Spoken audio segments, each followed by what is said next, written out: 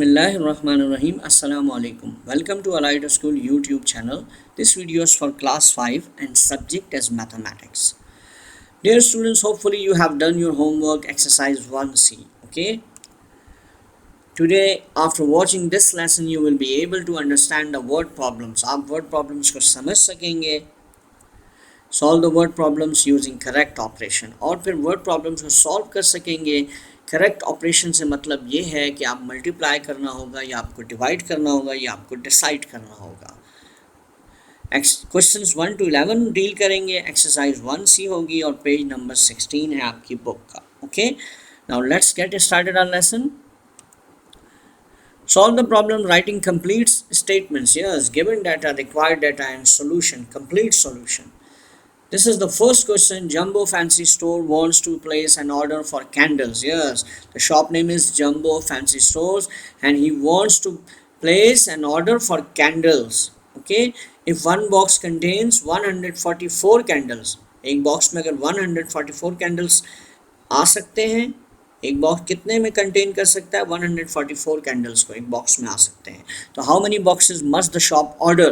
तो कितने शॉप को कितने बॉक्सेस का ऑर्डर देना होगा for a stock of 1,80,000 candles के लिए? आप बताएं कि कितने बॉक्सेस को ऑर्डर देना होगा. तो now we have to first we make data. Okay, what are the given data? One box contains candles 144. ओके, एक बॉक्स में कितने कैंडल कंटेन करता है? एक बॉक्स कितने कैंडल्स को कंटेन करता है? 144 को. Total stock of candles needed for a shop, कितने स्टॉक चाहिए कैंडल्स का जो कि शॉप को दरकार है, नीडेड है? तो 1,80,000 candles. Okay, and what is the demand, what is the required? Okay, how many boxes ordered by the shop for 1,80,000 candles. अब कितने बॉक्सेस का वो ऑर्डर दे शॉप के जिसमें कैंडल्स शामिल हो जाएं 1,80,000. तो आपको क्या करना होगा? Think.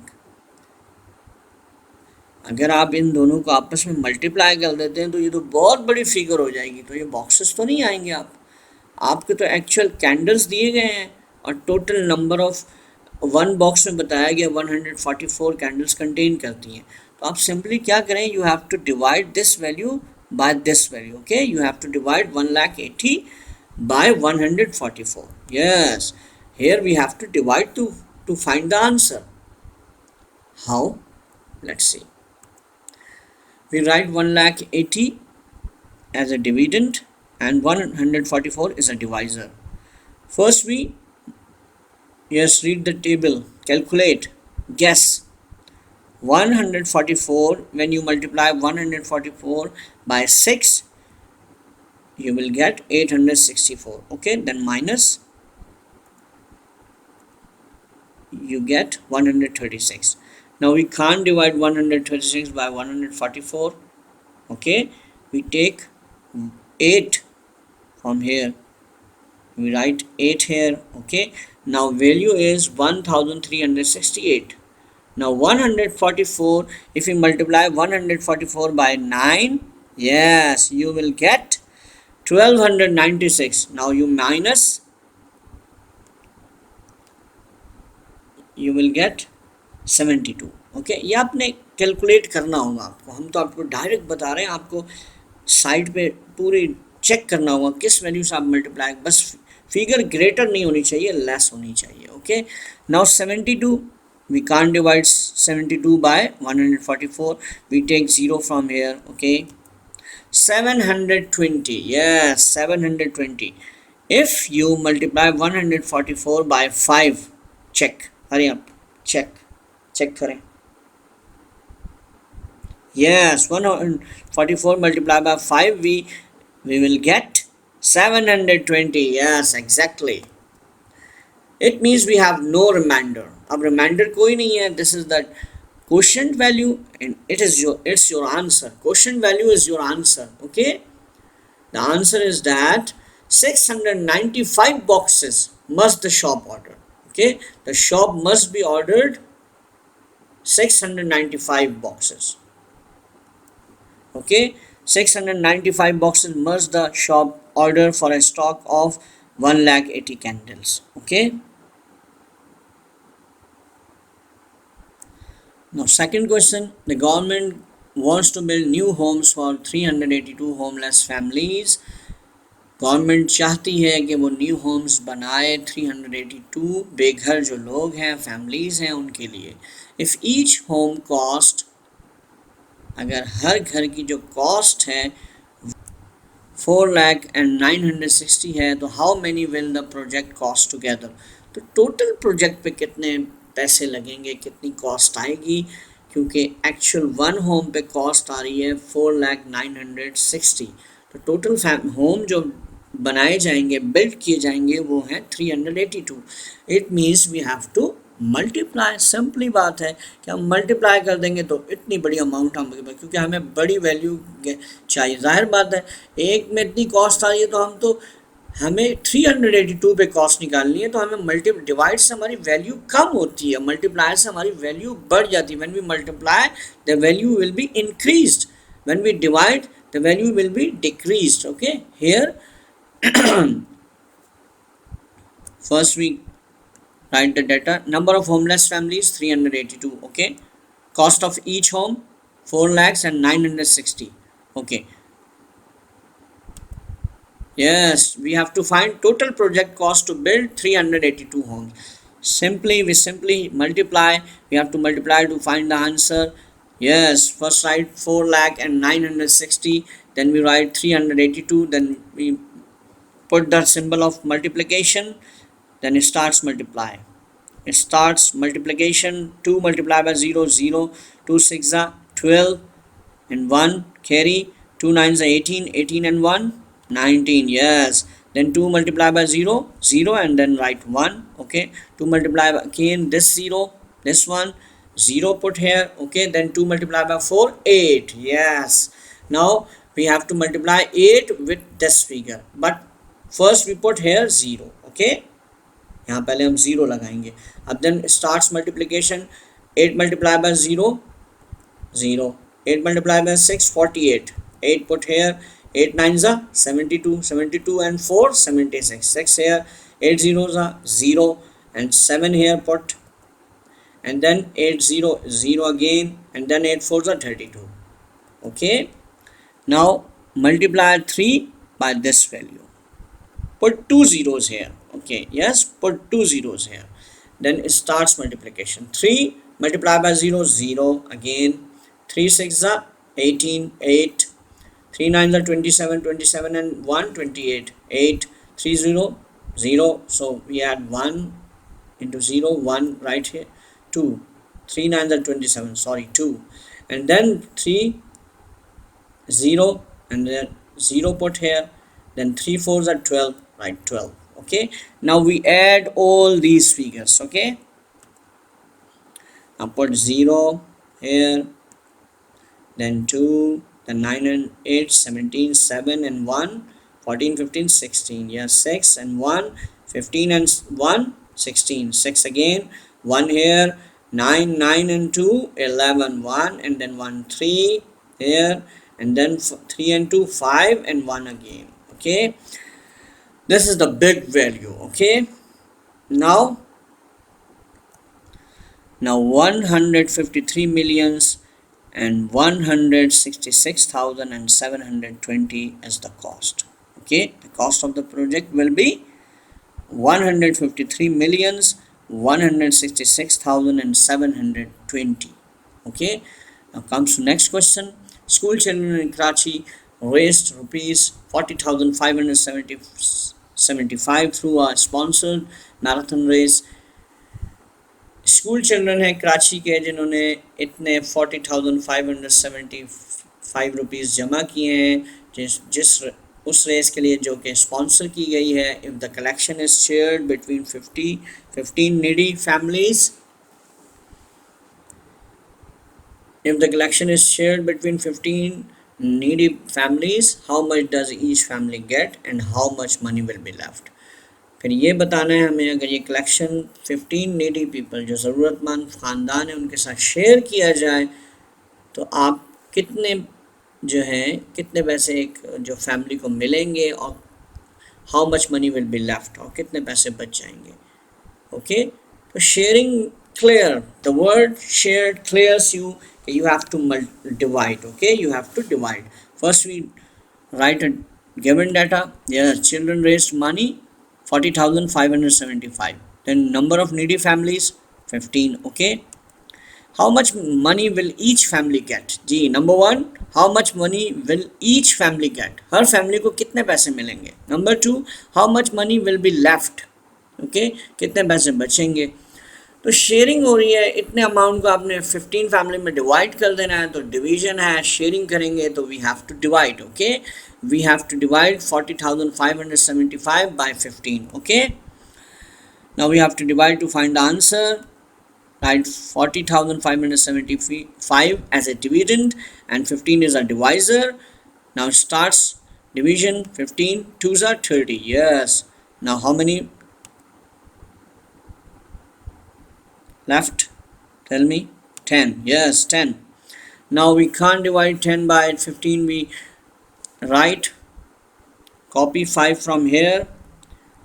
Now 105. Yes, 15 sevens of 105. Then subtract, we have no value, remainder is 0 here.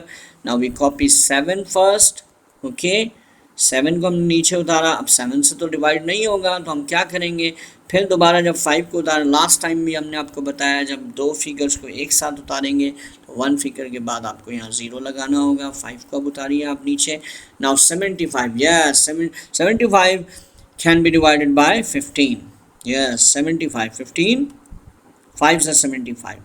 Now we have no remainder value. The question is your answer.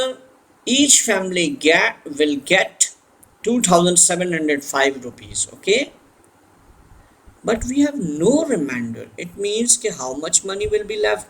No money will be left. Reminder अगर कोई value आ जाती तो आपके मतलब था कि आपके पास कुछ पैसे बचेंगे, लेकिन यहाँ कोई भी पैसे नहीं बचेंगे because we have no reminder. Reminder नहीं है तो कोई मनी आपके पास नहीं बचा है. Okay, now write the answer. Each family gets 2,705 rupees and no money will be left. Okay, now question 4. Superpop potato chips factory employs 267 people. एक factory है जो चिप्स बनाती है, उन्होंने 267 पीपल को एज एम्प्लॉय रखा हुआ है. Okay, if each worker receive, अगर हर वर्कर जो है 2,384 पैसे लेता है एज वेजेस. वेज का मतलब होता है मजदूरी के तौर पर. हर महीने बहुत कम मजदूरी है, लेकिन बहरहाल 2,384 रुपीज़ वो पर मंथ लेता है मजदूरी के तौर पे. What is the total wage bill? तो टोटल बिल कितना बनेगा पूरे मंथ में? अगर एम्प्लॉयज़ टोटल 267 है और हर एक को 2,384 पैसे मिल रहे हैं, इतने रुपए मिल रहे हैं, तो आप बताएं टोटल वेज बिल कितना बनेगा उस कंपनी का फॉर 1 मंथ. ओके, एक महीने का, and for the whole year, और 12 मंथ्स का, यानी कि पूरे साल का कितने पैसे उस कंपनी को एम्प्लॉयज़ को देने होंगे. Now write the given data. Number of employees total 267. Wages of each worker per month, okay, 2,384. Now total wage bill of 267 employees for 1 month. पहले टोटल वेज बिल आपने बताना है, कितना मजदूरी का टोटल बिल बनेगा उन तमाम 267 एम्प्लॉयज़ का एक महीने का. फिर आप बताएंगे total wage bill for the whole year का. वेरी सिंपली आपको नज़र आ रहा है कि जब आप 261 के लिए आपने देखा कि 2,384 है, तो 267 के लिए you have to multiply, not divide. आप मल्टीप्लाई करेंगे. 2,384 will be multiplied by 267. Then we will get rupees or wages for 1 month for all employees. Okay, first we multiply 267 by 2,384 to get total wage bill for 1 month.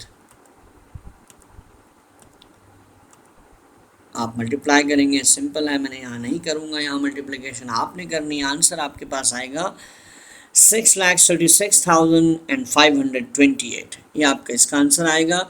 It means कि total wage bill of 267 employees for 1 month is 6,36,528. अब आपने निकालना है total wage bill for the whole year, पूरे साल में कितना। आप समझ गए होंगे इस फिगर को आप सिंपली क्या करेंगे, होल ईयर से मल्टीप्लाई करेंगे। होल ईयर से मतलब होल ईयर मीन्स 12 मंथ्स, जी 12 से आप मल्टीप्लाई करेंगे इसको, you will get the total wage bill for the whole year. Let's see. For calculating total wage bill for the whole year, we multiply 6,36,528 by 12. आप इसको 12 से मल्टीप्लाई करेंगे, जो आंसर आएगा वो आपका for the whole year total wage bill आ जाएगा। वो होगा, ये आपके सामने हमने फिगर लिख दिया आपके आसानी के लिए। Okay, now comes to next question. If a rocket travels a distance of 756,480 kilometer in 240 hours. Okay, how many kilometer does it travel in 1 hour? Okay, एक रॉकेट है जो ट्रैवल करता है 756,480 किलोमीटर को 240 आवर्स के अंदर, 240 घंटों में वो ट्रैवल इतना करता है। तो आप बताइए कि एक घंटे में वो कितना ट्रैवल करता है। वेरी सिंपल, आपको क्या करना है, 240 में इतनी बड़ी ट्रैवलिंग कर रहा है वो, तो 1 आवर में जब ट्रैवलिंग करेगा तो कम हो जाएगी, ज़्यादा होगी। जी you are right, value less होगी, बहुत ज़्यादा लेस हो जाएगी। तो आप जब मैक्सिमम से मिनिमम की तरफ, ग्रेटर से स्मॉलर की तरफ या लेस वैल्यू की तरफ जा रहे हैं तो it means you have to divide. Multiply से वैल्यू बढ़ेगी, आपको यहाँ डिवाइड करना होगा क्योंकि 1 आवर के लिए निकालना है आपको। Let's see, a rocket travel distance 756,480 kilometer. Okay, now total traveling time 240 hours. Okay, इतने टाइम में उसने इतना ट्रैवल किया। Now how many kilometer rocket travels in 1 hour? अब 1 आवर में आपने बताना है, 1 घंटे में वो कितना ट्रैवल करता है। Okay, now we have to divide.